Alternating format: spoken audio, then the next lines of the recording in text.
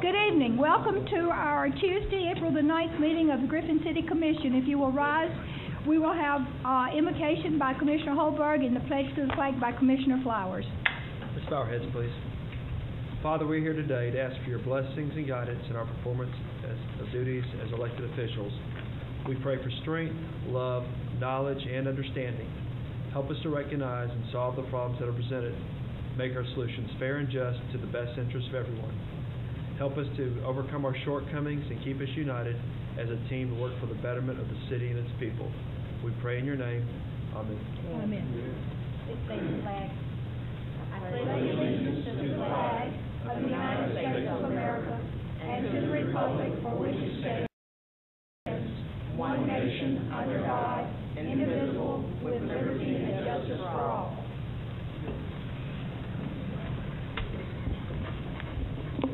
At this time, we will recognize Albert Sands with the Solid Waste Division as the Solid Waste Division for the March 2013 Strongest Link. Phil Francis will address. Good evening. Good evening. It's a pleasure to do this because myself and Kevin were out of town at a conference on the 26th and got a call saying, kind of filling me in a little bit on what had happened during the day. And on the on the day of March the 26th, Albert was doing his duties. He does all of our backdoor pickups for our mobility impaired and stuff, and he delivers all the carts and all this stuff, and then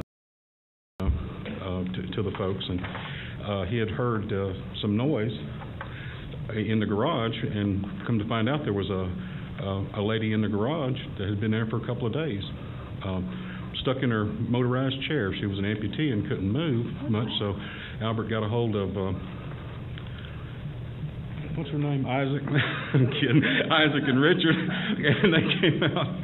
and they came out and rendered some assistance. And the lady didn't want any medical help or anything. They got her into the house, got the neighbor over, and she chose to remain anonymous. And she was just he just happened to be there at the right place at the right time.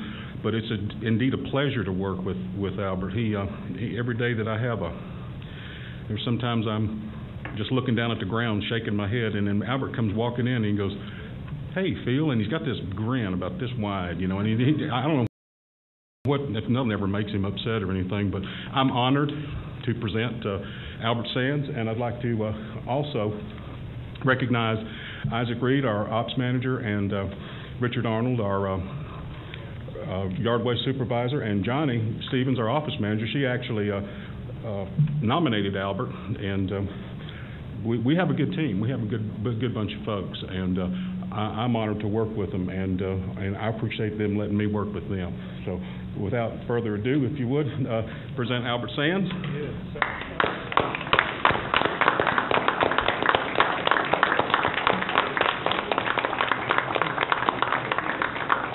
There's the old. You're going to get the other chain.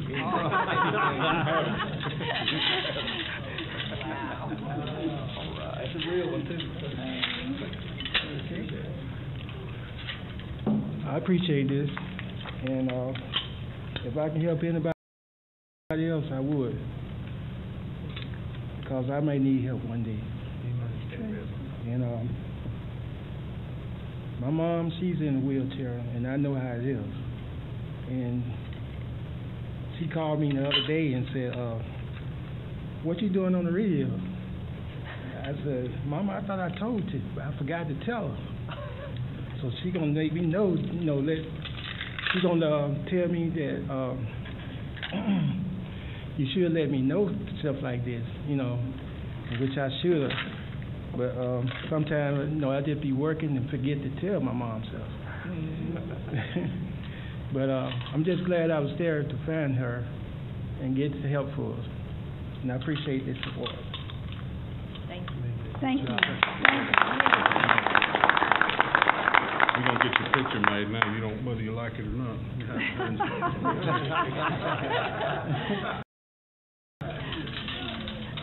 Be sure to tell your mom you're going to be in the paper. Suck it in. Put some powder on the head. Today. Where were you when we did the senior center yesterday and all these short people came up? Couldn't reach the microphone. All right. Thank you very much. Hey, give this to, that's for you and that's for Johnny. Okay. And thanks for nominating him, Johnny, because without you kind of keeping on top of things, we wouldn't know what's going on sometimes. And Miss Johnny is the sweetest lady when you answer the phone over at Solid Waste, so she's a great testament for your department. Amen. That's true. And you deal with the public, so we know that that's not an easy job, and we appreciate that. We also have visitors in our audience tonight from the Chamber's leadership class. If you're here representing that, would you stand and introduce yourself? I'm Randy King.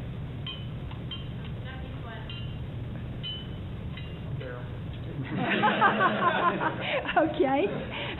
I came in with a young man. I thought he said he was here with the leadership class. I don't see him. Oh, there you are. You didn't stand up. All right. Okay, thank you. I was looking for you. I'm glad that you were here. We're going to consider a proclamation declaring April 2013 as Confederate History Month in the city of Griffin. Madam Chair, I move we approve. All right, we have a motion to approve. Do we have a second? A motion and a second. All those in favor, please raise your right hand. And we have a gentleman here or a lady here to accept it. Would you come forward, please? Before I do that, I will be reading the proclamation. My great-grandfather served in the war between the states, and my niece in South Carolina sent me a lot of information, and you know, everything is what it is when you talk about history. I didn't know my grandfather, so before you put it in the paper, Ray, I didn't know my great-grandfather either, because he died in 1921. But he served honorably. He was a prisoner of war, and when General Lee surrendered at Appomattox, my great-grandfather was released back to South Carolina. He had served in the North Carolina Regiment. And you know, when you look at history papers, and the city of Griffin has just recently hired a part-time person to do our archives, we're going to have people in those archives that served our communities in ways that we cannot even imagine. And while this may be offensive, this war may be offensive to today, it is history. It is what it is. And my grandfather, my great-grandfather served with the best intentions. And I think that whenever we are called to war, which is a horrible situation, we do that. He died in 1921, and I have to tell you, his complete funeral expenses were $112.50. His grave cost $1.75. His embalming cost $20. Can you imagine the way things have cost today? Having said all that, I will come down and I will read the proclamation and present it to you. Thank you. Every now and then it's nice to know history.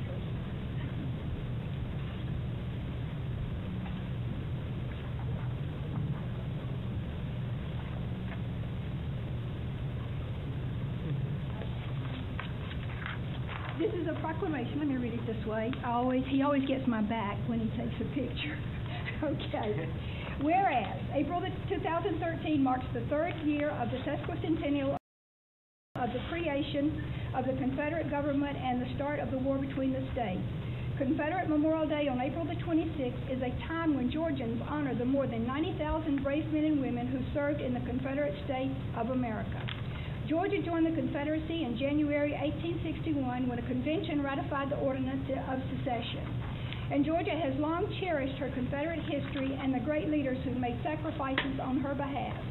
And whereas among those who served the Confederacy were many Georgians who worked tirelessly in various roles who were essential to Georgia and the Confederate war effort. One such individual who made a significant contribution to the state's history was 3rd Sergeant John A. Ingraham. And whereas the Confederate States Army would find itself evenly matched against the United States Army, and with the help of General James Longstreet and his troops from Virginia would turn the tide and become a great Confederate victory. On September 19, 1863, 3rd Sergeant John A. Ingraham of the 2nd Company K, 1st Confederate Infantry Georgia Volunteers, was killed in action on the first day of the Battle of Chickamauga. The name Chickamauga is Cherokee for River of Death. There were over 34,000 casualties at this historical battle, and whereas unlike many who would die that day far from home, Sergeant Ingraham died in his own community and was buried by his friends. He holds the distinction of being the only soldier to be buried on the Chickamauga National Military Park battlefield. The Battle of Chickamauga, fought September the 18th through the 20th, 1863, is not only the biggest battle ever fought in Georgia soil, but is the second bloodiest engagement during the war between the states. And whereas it is important that Georgians reflect upon our state's past and honor and respect the devotion of her Confederate leaders, soldiers, and citizens. Now, therefore, we, the Commissioners of the City of Griffin of the State of Georgia, do hereby proclaim April 2013 as Confederate History Month and April 26, 2013 as Confederate Memorial Day in the City of Griffin, Georgia, and encourage all citizens to observe this occasion with appropriate ceremonies. In witness thereof, I have hereunto set my hand caused the seal of the City of Griffin to be affixed this 9th day of April 2013. Joanne Todd, Chairperson, City of Griffin Commission, attested to by Kenny L. Smith, City Manager. It's our pleasure to do this. Really appreciate it. Thank you. Thank you so much. Thank you.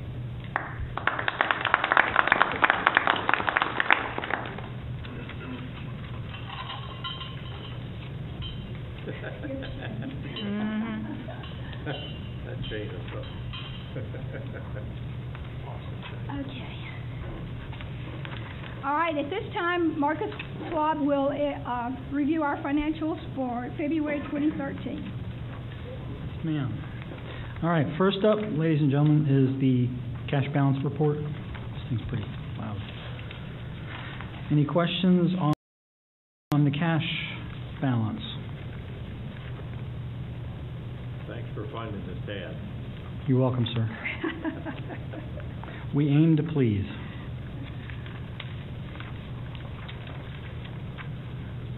Any other questions on cash?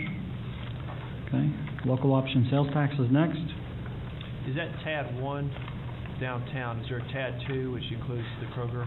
There's a TAD 1 and a TAD 2. And all the dollars in the TADs are combined, and we're sending those over to cover the bond covenants for the Kroger TAD. Okay. Thank you. Yes, sir.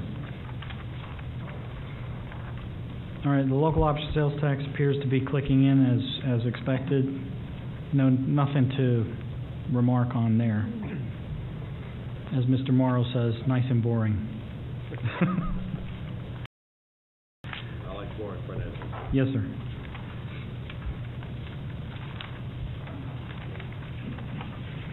All right, next up will be the revenue and expense by fund.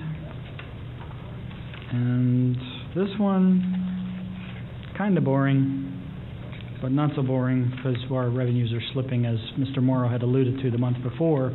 We're a little bit off in some areas. So that between slipping in the revenues and some of the expenses coming in a little bit higher than expected, it's putting a little squeeze on some of our resources. What percentage should we be at right now? About 66%. 66%. So, specifically, I mean, if you want to look at a couple areas, any questions? They all tracked it pretty well except electric. Yes, sir. And that's, again, due to a lot of the climate change and very, very flat, mild temperatures. People can live with the windows open. I don't think you can this week. No. I bet you got a few air conditioners going. Yes, ma'am. Any other questions? It's all this energy efficiency stuff they keep making everybody buy. Yeah. It would be nice if the corresponding charge for the fuel would be the same. Yeah. Would exist, but that's not existing, so. Do y'all have any questions? You're happy? Okay. Marcus, thank you. Thank you. Okay, at this time in our meeting, I will open the floor for comments from the audience. Comments you relate to a specific agenda item not listed on the agenda for public hearing, or to a concern within the jurisdiction of the city. Commission meetings serve the purpose of conducting city business and are not a forum for the unlimited expression of opinion. The chairperson reserves the right to limit comments to matters germane to city business and may refer speakers to the city manager or other staff for resolution. Is there anyone on my left who would like to come forward and make a comment? Is there anyone on my right who would like to come forward and make a comment? If not, then we will go, and I don't think, do we have a public hearing? We have no public hearing this evening, so we'll now go into our consent agenda. Madam Chair, we'll have to take these separate, I guess, because we have an absence at the workshop. So I move we approve the minutes of the workshop of March 26th as presented, unless somebody has a correction. Second motion. Any questions? All right, we have a motion to approve and a second. All those in favor, please raise your right hand. Okay, it is unanimous. No, Thank you. 601. Oh, that's right, sorry. All right. And Stand then corrected. I move that we approve the minutes of the regular scheduled meeting of March 26th as presented. Second. All right, we have a motion and a second. Was everyone present? Yes. Okay, all in favor, please raise your right hand. Okay, it is unanimous. Thank you. Okay, now we'll go into our regular agenda. We will remove from the table and consider the first reading of an ordinance amending the Unified Development Code of the City of Griffin, Georgia, published as Article 7 signs, Section 1214, with respect to regulation of signs by land use. Madam Chair, if I read this correctly, they wish to keep it on the table for additional advertising. Is that correct? That is correct. So you want to keep it on the Skip it. table? All right, do we have a motion to keep it on the table? Do anything. Do we need a motion, Drew, to keep it on the table? You actually tabled it, I think, specifically to this meeting tonight. We did. So I think it would require a meeting to either just generally table it till thurs has to be put back on, or else bring it back up at a specific date. You want it next meeting or just? Yes, we can do it at the next meeting. Madam Chair, I move we table this item to the next meeting. All right, we have a motion to table till the next meeting. Do we have a second? Second. All right, a motion and a second. All those in favor of tabling until our next meeting, please raise your right hand. And that will be in 2 weeks. That will be April 23rd. April 23rd. All right, thank you. So noted. Okay, item number 6. Consider best evaluated bid to Sharp Business Systems and CIT Financial LLC for multifunction printers in the amount of $29,326.68 per year. Make a motion to approve. Have a motion to approve. Do I have a second? And I have a comment. All right, we have a motion and a second. Go ahead and make your comment. I don't know who tracked down all this savings and got these bids, but somebody needs a pat on the back. That saved us a real chunk of money by changing vendors, so somebody gets a kudo. And that's the team that evaluated the bids for the copiers and basically just looking at the whole operation and identifying where we're spending a lot of money on devices that are just inefficient and ineffective. Well, So now $40,000 is notable, and congratulations, thank you. I'll extend that to the team. What do we do with the old? We're going to call the company and have them take it away. At least, I think. We're releasing it?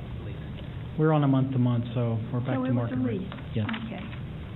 All right, very good. Thank you, Marcus. Thank you. Item number 6.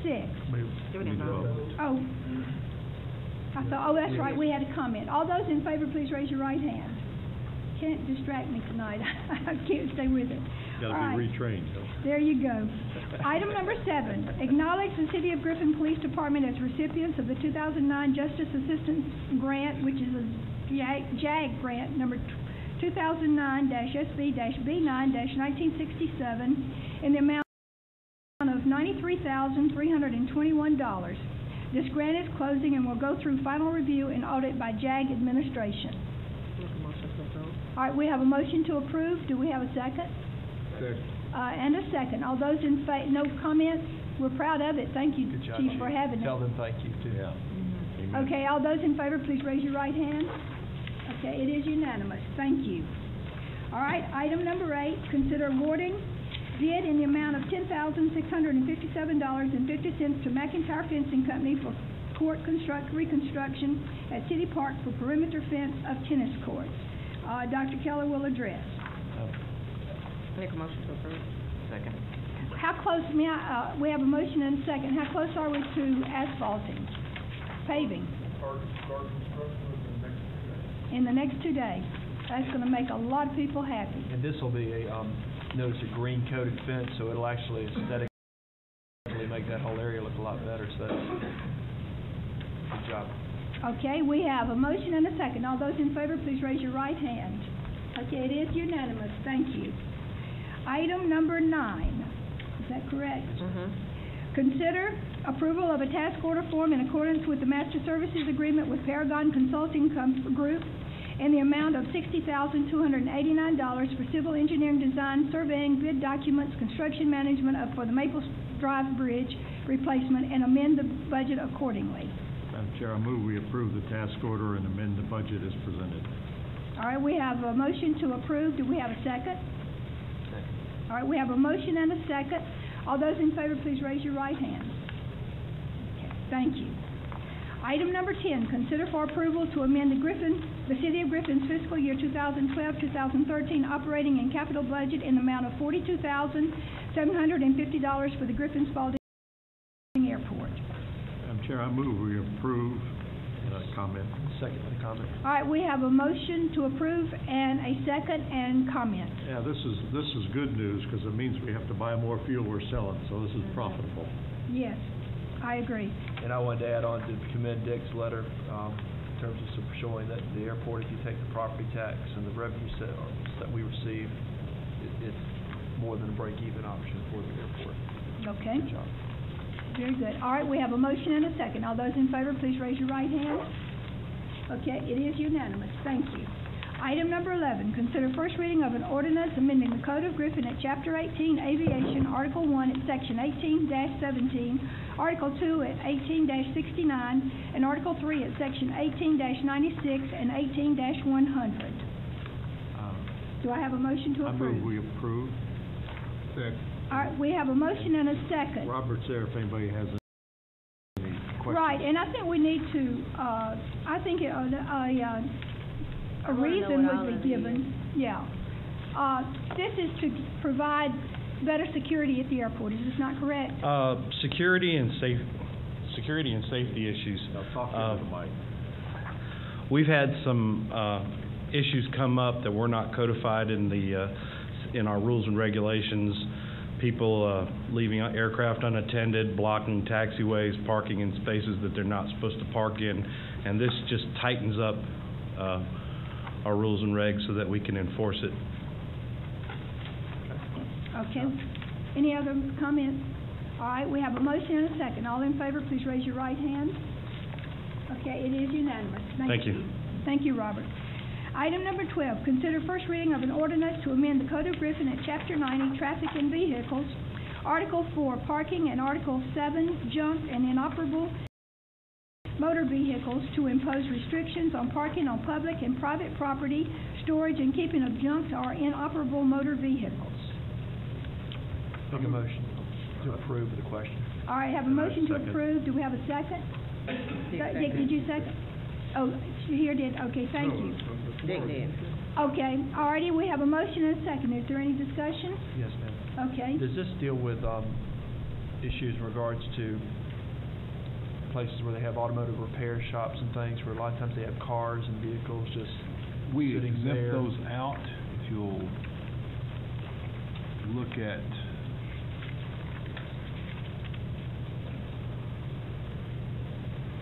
I guess my comment is, Section 90-142C, Subpart 2. 90-what, 140? Yeah, 142C, Subpart 2.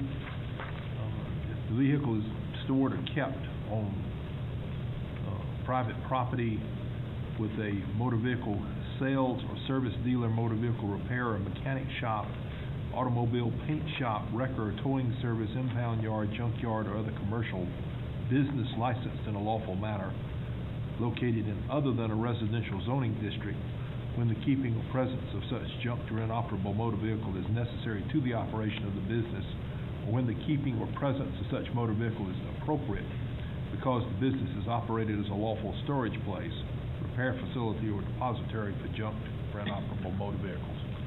But should a vehicle have a time frame once if it just sits there at a That's say, probably up repair to shop or that's something? probably up to the shop owner, I would think. I don't think it's our business to. But if it sits there for 12 months or 18 months, it just becomes just an eyesore in that community versus it being I would think most scrapped. people who are in business not going to allow it to sit there that long if they're not making something off of it. They're going to exercise. They got lien rights that we wouldn't have. They could take the vehicle and have it towed off and then exercise those lien rights and the vehicle be sold if that's the case. This brings up a situation that I've observed, but I think others have commented on. There on, for instance, 13th Street, where we have the repair shop, and he's parked cars in everybody's lot there. They're on the right of way. They're everywhere. Hopefully under this ordinance, they will not be putting them on places like the right of way. I mean, I think we can control Because that. some of those houses there are boarded up, and he's using them as junk car parking lots in the neighborhood. If it's So not his property, if he doesn't have the right to I understand. utilize it, our I'm code really enforcement sort of needs to- venting here. I'm not questioning your legal. Well, I mean, that sounds like a problem code enforcement needs to I agree. address, and that's why we're revising this ordinance, so we can. I know several weeks ago I asked if, because I had received a complaint from the 3rd District about someone having a rusted old car in the backyard, and they couldn't go in their backyard or look out their window in their den or family room without seeing this old vehicle parked at the end of their paved or their fenced-in yard.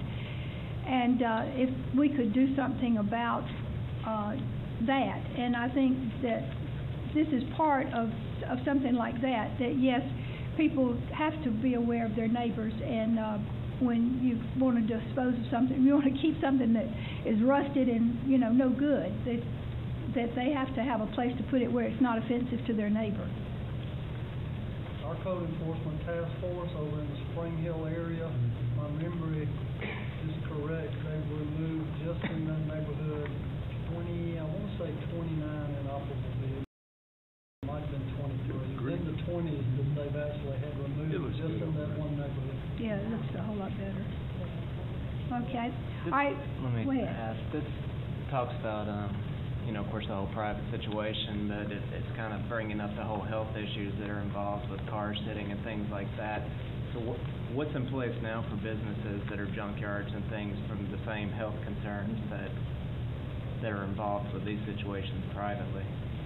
Is there inspections that have to be done related to junkyards now? Well, junkyards are limited. Where'd Taurus goes? He's still here.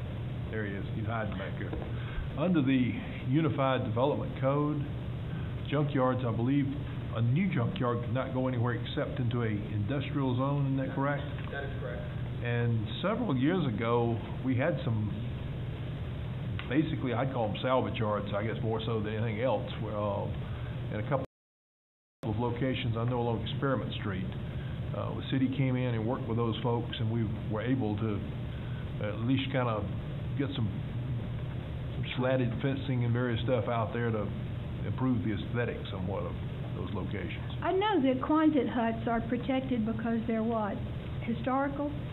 But can we require a paint job on those? Can we require anything? I don't know that that they treat any different than any other structure.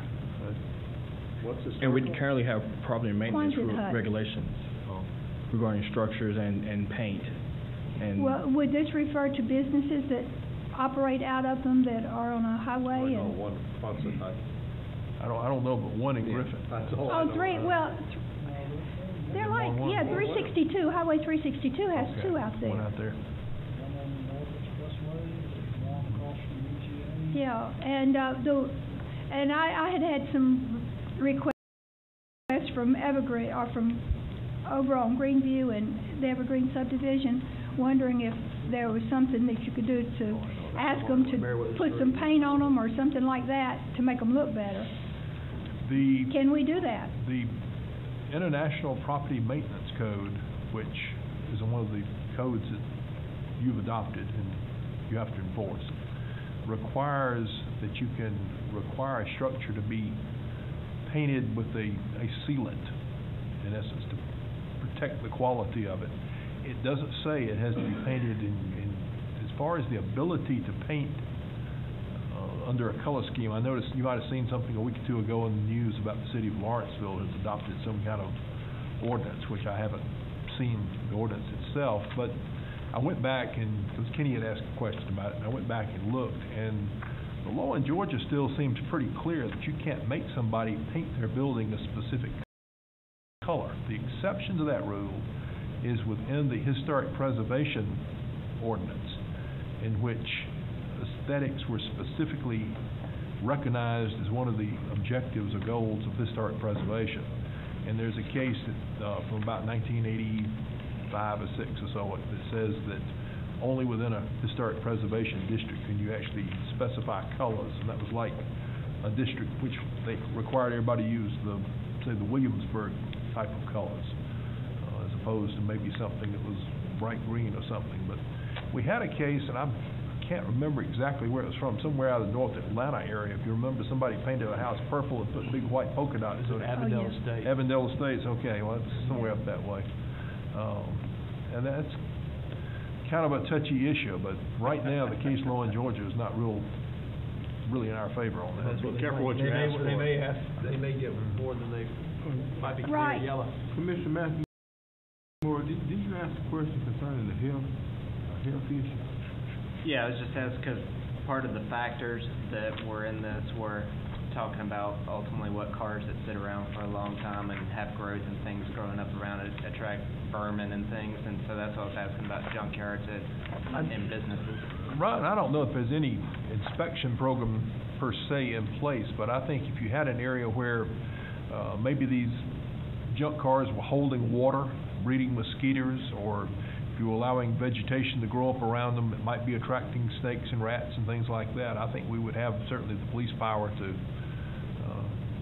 work it out with the owner to go on to inspect and make them clean it up as need be. I think the health department has the power to make them clean up water and insects and mosquito control.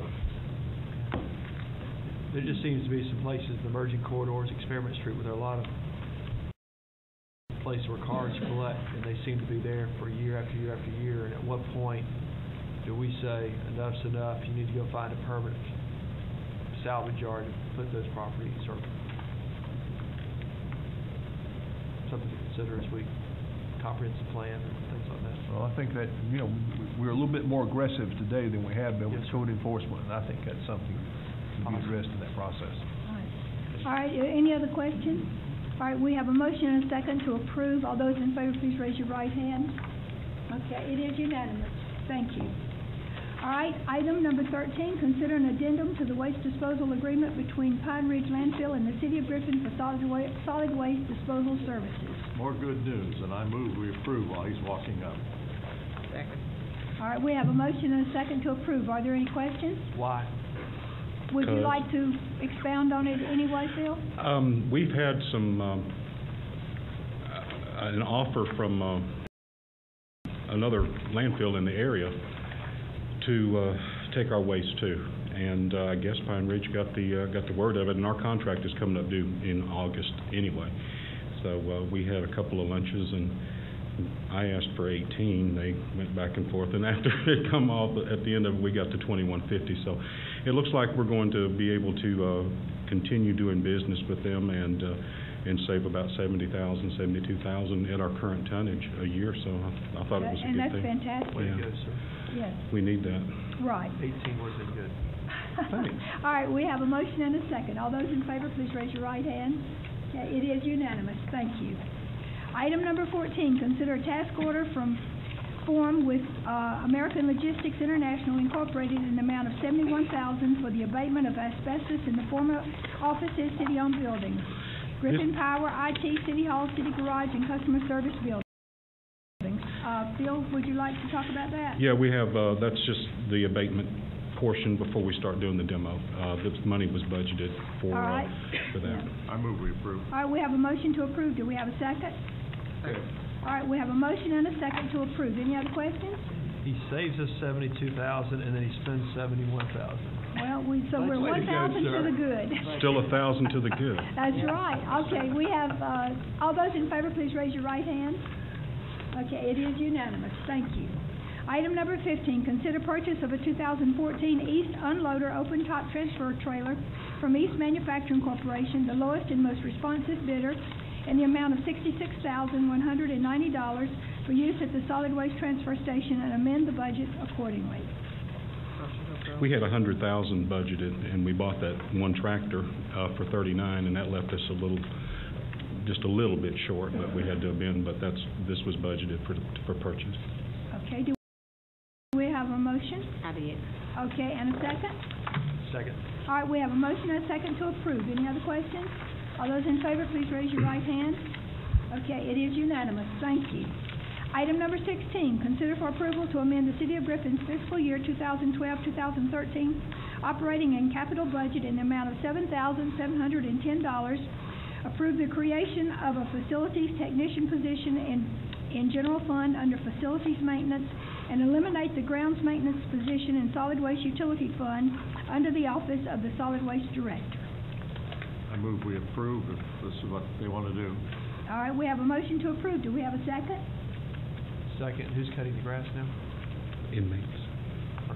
All right, we have a motion and a second to approve. All those in favor, please raise your right hand. Okay, it is unanimous. Thank you. Item number 17, consider approval of a quote from Premier Restoration Incorporated, the lowest and most responsive bidder for the retrofitting of the public access doors on Solomon Street, the parking deck, and South Hill Street to meet ADA requirements in the amount of $16,568.34. Motion to approve. Have a motion to approve. Do we have a second? Second. And again, this came in way under estimate. This is great. Right. Question on the, Yeah. so these will be the two main doors? That'll be the two main doors, and we do have a little bit money left over. I'm trying to get these other two Those right there. over here. Yeah, And it's, can we also address a permanent floor covering besides carpet that gets Yes. stained out there in We this are. process? Because that area just always seems to look dirty. I put a drain in there to actually try to get rid of some of that water, and it's actually running through. And I've looked at several different tiles and different types of Looks like impervious some type, rubber, yeah. something that would... The one thing that I have found, it's like an epoxy, but it's got a broadcast, a silica broadcast that you put in. It kind of keeps, from slipping and stuff. It's not the prettiest in the world. I'm trying to get something that actually would be aesthetically a little more pleasing instead of just walking up and look like you're walking into a garage type thing. So we're still trying to source something that'll work. But What will this be, a button for someone to push? yeah, ADA requires a button, but it's you don't have to hit the button every time. It's going to be just, you can push the door and it'll automatically just open with so many pounds of pressure that ADA requires. But if you're totally incapacitated, it'll have the button of where it'll open. You might put an additional handicap parking space out here on the side too, while you're doing. Just saying. There's 1,920 There are 100 of them all over the place. Okay. Stick's All right, gotta park on the top. we have a motion and a second to approve. We got All to those get in you what we favor. never use back here. Get your sticker. All right, all those in favor, please raise your right hand. Okay, it is unanimous. Thank you. Ride your bicycle, man. Right. Item number 18, recognize the refunding of the MEAG Telecom year-end settlement in the amount of $1,397.49 and direct the funds to be deposited in the Municipal Competitive Trust Flexible Operating Account Short-Term Portfolio. Make a motion to approve. We have a motion to approve. Do we have a second? Second. All right, motion and a second to approve. Any questions? All right, if not, please raise your right hand if you approve. Okay, it is unanimous. Thank you. Item number 19, recognize the refunding of the MEAG year-end settlement in the amount of $1,609,669 and direct the funds to be deposited in the Municipal Competitive Trust Flexible Operating Account Short-Term Portfolio. A windfall, I move we approve it. All right, we have a motion to approve. Do we have a second? Second. All right, all those in favor, please Any raise. comment? All right, you want to comment? Okay. And we're planning at our next commission workshop to talk about where all these funds are, and Yes, sir. that's coming up.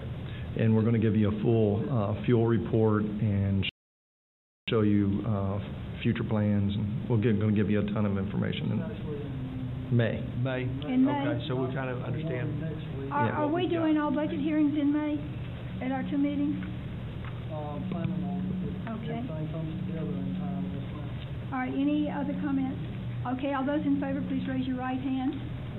Okay, Will it you is unanimous. Will we receive anything else this year, or is this our last, our only? This will be our last refund. We have a few small things from like Comcast and AT&T, but that's All right, item number 20, consider for approval the transfer of $14,400 in scrap metal fund cash to electric operating cash account for the removal or for the rental of roll-off trucks needed for debris removal from Thomas property site and amend the budget accordingly.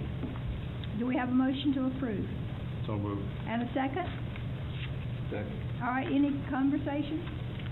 For all of our demolition, do we typically rent versus?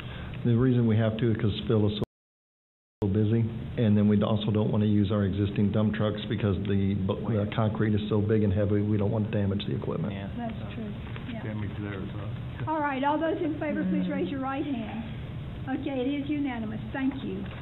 Item number 21, consider a .0065 per kilowatt environmental compliance cost recovery as recommended by MEAG, Electric Cities of Georgia, and Griffin Power.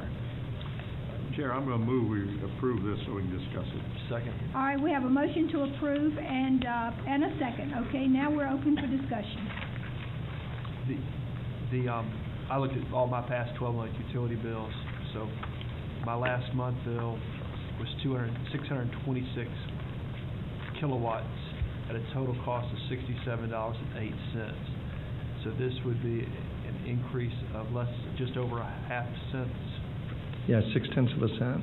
0.6 of a cent. So based on about 1,000 kWh, that'd be about a $6.50. So on my average winter month, I'm looking at about $3. Yes, and sir. Summer month is running at just say at 2,000 kilowatt hours. It's approximately $12, $13. It'd be about on a $230 bill, $12 to $13. Are there any other comments, discussion? Well, I think I'm looking at the cost of environmental compliance. I think it's interesting, probably the public doesn't know, but the environmental compliance 2012 in the electric area was $2,374,000, 1 year's environmental compliance. That's a stunning number. Yes, sir. And unfortunately, I don't think most people know what In the the EPA's 2013 is about 2.6 million. And it goes up into the $3 million range in the years to come. And these are unfunded, unbudgeted federal mandates from the EPA and our federal government. It's stunning. Right, and I think also that we have to give kudos to Mr. Bosch because when everybody thought we were going to have wonderful booming years between 2007 and this time, and that we bought excess capacity thinking that we were going to need it in the city of Griffin, and it has not come to pass, and that you have been diligent in selling off that excess that we bought to keep us solvent and to keep us on the right track. So we thank you for that, and we understand that this is because of the compliance mandates put on us by the federal government. And actually, we're trying to save the environment with it. So, it's going to cost us a little bit to do it. That's the whole bottom line. The previous agenda item, if it was not for the Cross-State Air Pollution Act, that did not pass, we would not have received that amount of refund back this year. Right. So we have some challenges in front of us. Right. All right, are we ready for... I was just going to make a statement that I don't think there's any person on this board that wants to pass or have this fee at all. And ultimately, the bottom line is just what you said. EPA has backed us into a corner where now we're forced to have these compliance costs, and I think it's kind of a perfect example of how easy it is to pass legislation when you're not the one that has to pay for it. So it's unfortunate, but... But we will be paying for this ourselves. Yeah, we will.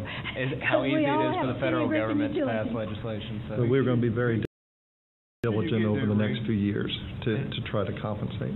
And we'll be below Georgia Power Yes, sir. approved Public Service Commissioner rates. Yes, sir. I provided you the chart showing before and after.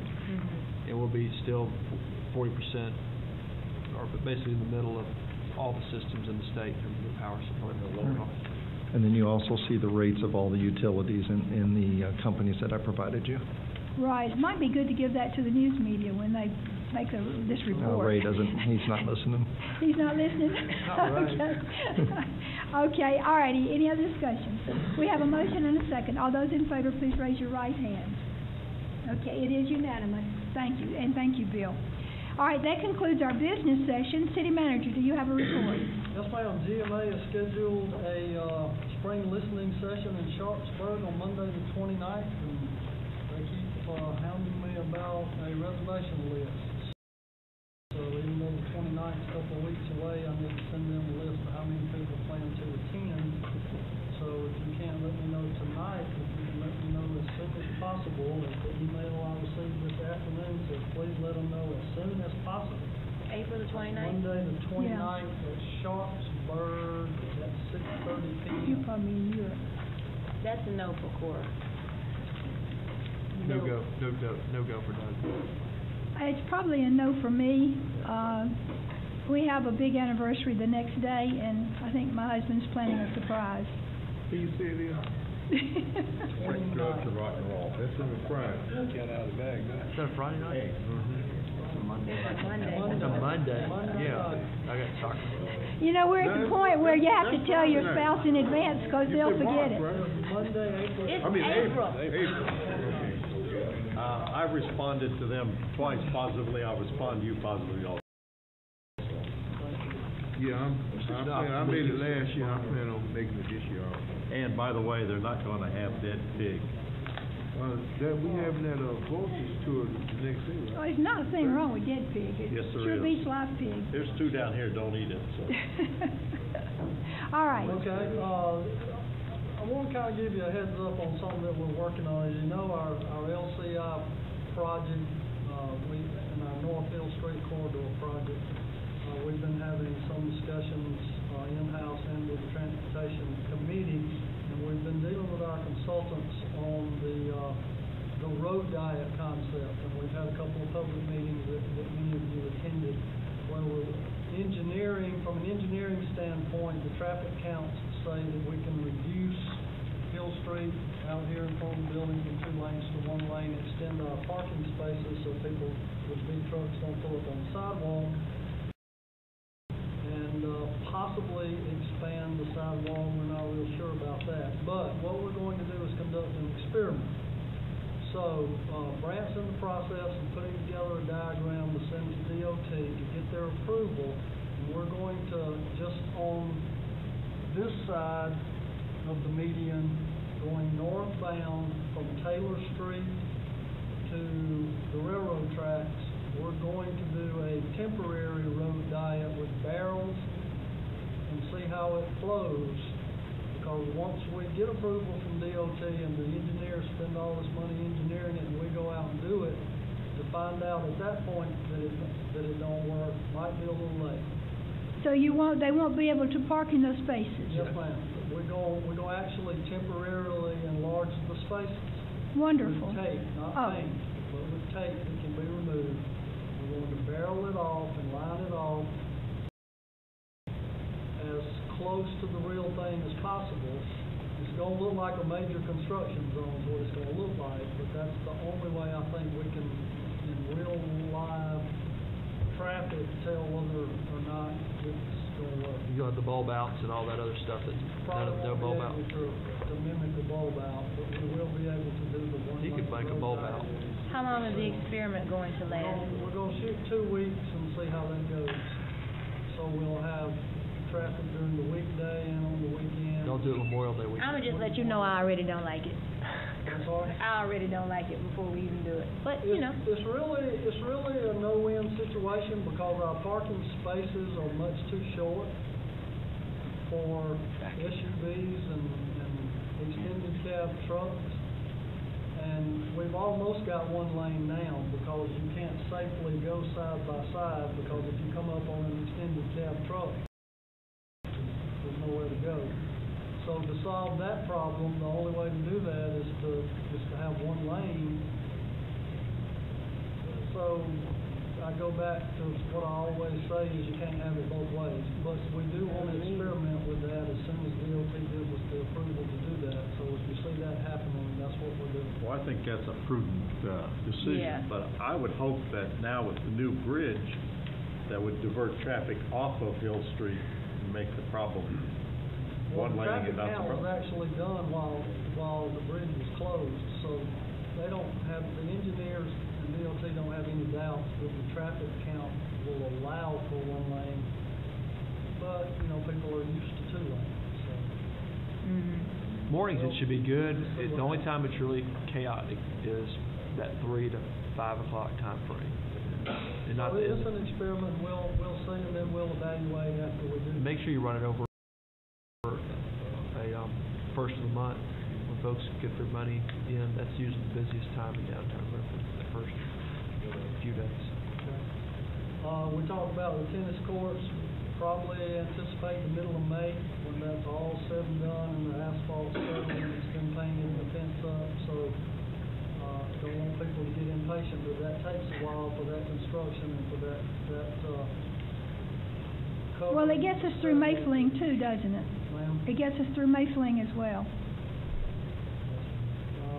New playground at City Park, if you've been through City Park lately, we replaced that ugly playground right there across from the skate park, so that's exciting. And the golf course is just, as it greens up, it really is looking good with all the work that we did last year on the golf course. So if you haven't ridden through City Park, don't look at the ugly tennis court construction, look at the new playground and the golf course. And the azaleas and all the pretty plants, and the pollen. And that's all I have. Thank you. Okay, very good. Drew, do you have anything for us? I do not. Okay, Shahir? Yes, I just want to, the old code enforcement deal that's going over on Spring Hill area is working wonderful. I'm getting so much feedback, positive feedback from the people that live in that neighborhood. And Captain Daniel and the fire, the guy, his name escaped me, but they had a chance to witness this morning, early this morning. The people came up to me and the people actually participating. So I think that's wonderful, and I really appreciate it. Great. Fantastic. Do we have any idea how much longer we plan to stay in that area? They have actually transitioned a little farther back behind Ann Street and the Pamela Drive, George Circle area, which is a little bit larger than the Spring Hill area that we started in, but then we're going to evaluate and see where to go next, but they'll probably be there a couple, 3 more weeks. Okay. Is y'all's task force still Monday at 8? Yes, sir. We meet every Monday morning at 8 o'clock. Where do you meet? Here? In the conference room. In the on conference third room? floor with the complete task force and Taurus and Chief Strickland. You're welcome to come. Right, 8 o'clock meetings are tough. He's not listening, so he didn't pick up on that. Okay, Commissioner Morrow? I have a couple of things. One, I think we all need to thank the county commissioners for the new senior center and what they did. Some of us were there at the ribbon cutting, and it's amazingly wonderful facility, a great asset for our city and community. And I've tried to thank them. I think we all need to say, great job, guys and gals. Took a little while, but so what? They did it right. Very nice. Good job on the sidewalk. Sidewalk too, and A&W. And we did the lighting. And Commissioner Taylor was very gracious to thank the city for our help with all that, so I thought that was very nice. And secondly, this morning's presentation we attended by the Griffin Housing Authority was an excellent presentation by Mr. Dull. I was encouraged, I was delighted. I thought the proactive actions that are planned to improve the housing stock in this city and what the Housing Authority was doing is great, and the breadth and scope of the plan was excellent. I was really excited, and I want to say that again. I think we need to owe some thanks. Commissioner Ward is our representative on the Housing Authority Board, and I want to thank her and her fellow board members for this vision of theirs and their proactive work. So thank you for your commitment and your work over there. I was buoyed for the first time. I was kind of down before, but I thought it was wonderful. Thank you. Okay, Commissioner Hobart? No comment. Okay, Commissioner McNamara? I'll just congratulate again Albert Sands, because I sat here and my main thought was, what if he had never heard her or Yeah. gone by? I thought that was a pretty great story, so thank him, but outside of that, I don't have a comment. No comment. No comment? And I've already mentioned my comments, so do I have a motion to adjourn? So moved. All right, all right.